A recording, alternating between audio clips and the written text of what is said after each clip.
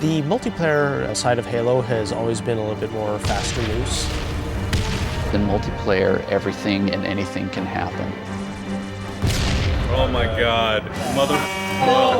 We need to be either as good as Halo 2, and obviously that is our bar, is as at least as good, better as hell be better. Enjoy your walk back to the beach. While you're working on the project, the bar is sort of a moving target. It can be intimidating for sure. Typically my morning starts with me weeping at my desk for about 30 minutes, and then I get to work. We've really gotten hardcore about instituting afternoon playtests. Okay, it's territories, 15-second respawn time. And it's become fundamental in how we're working on the game. Oh, Froman. Oh, you're so close. From day one, people have been in there playing it, which really refines the gameplay. It was horrible there. Oh, who broke territories? I think Halo 2 multiplayer has been played like 4 billion times.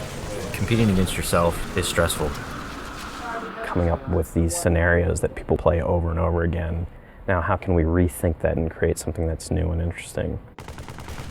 We started getting more into these asymmetrical maps where it's offense versus defense, where that's a choke point that you want to hold.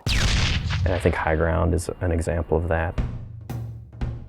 Some of the specific things that we tried out were having a wall that you have to get past. That sort of defined whether you won or lost the game. And then we stuck some towers in, and we put AI gunners on all the towers. So as you're running up the hill, you're just getting tagged by all these AI guys. That's the direction that we went. We're like, whoa, that's way too hard.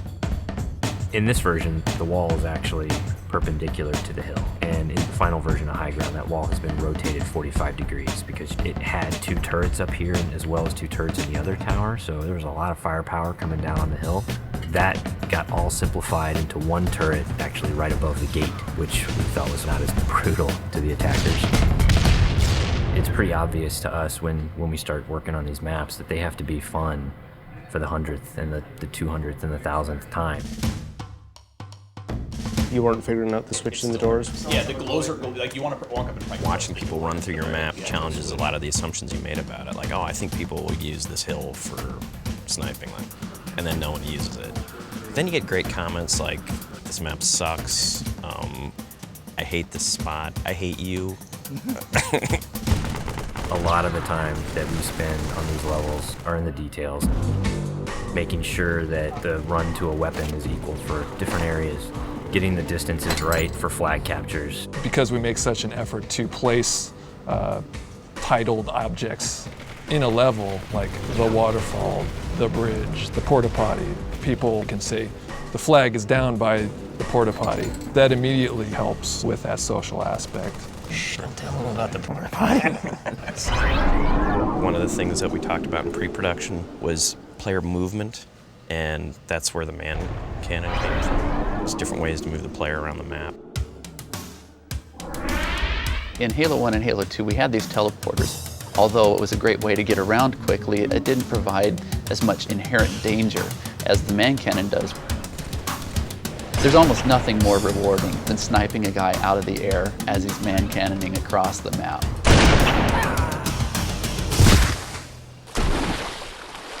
Whatever weapon that you start off every round with is going to really affect the decisions you make. There's this thing we didn't really identify in Halo 2, that if you spawn everybody with a dual-wieldable weapon like the SMG, it changed the game. People stopped meleeing and people stopped grenading because when you're dual-wielding, you can't do either of those. One of our weapon modelers, Tom Doyle, said, hey, this is a great chance to bring back the assault rifle from Halo 1. The assault rifle's design language really works well with the Master Chief. It has such a unique kind of silhouette and look to it that we really didn't want to change with what is already a Halo canon. But in terms of design and gameplay, it's been adjusted pretty considerably. The weapon has a kind of a shallow clip, so it came down to how best do I use my melee attack, or how best do I use my grenades in order to tip that fight a little bit over in my favor. The assault rifle works really well with the golden three things of Halo, which are weapons, grenades, and melee.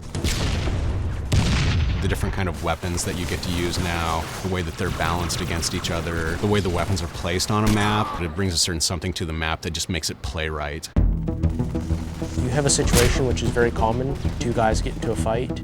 Is there a way to mix that up? Say you start getting hit by a battle rifle from behind. Let's say you have a bubble shield, you drop it, all of a sudden you're completely shielded from this guy who is firing on you.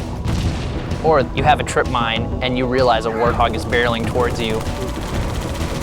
But you deploy the trip mine at the last second.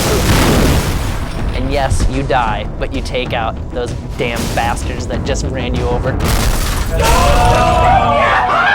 When you are done as a group playing together, the first thing you want to do is talk about it. Every game you play, you're going to be having a save film that you can stop time, shift camera angles. When you watch that. Oh, look at that! No sucks! I think being able to share it with your friends makes the smack talk even more powerful because it's not just, oh, I just shot you in the head from across the map. It's, I just shot you in the head and let's watch it in slow-mo. It's really going to help people improve their play if they can see it from the enemy's perspectives. You'll be able to watch where they go, what weapons they pick up, in what order. We've done a lot of paper, we have all the specs, but there's a significant part of that that's not yet finished. The big challenge ahead of us now is to make sure that we get everything that we can in the game. We're going to be what we're going to be, and we think it's really good, but everybody's expecting it to be really good, so we got to beat those expectations somehow. That's what's tough, yeah. That's what makes me cry at my desk.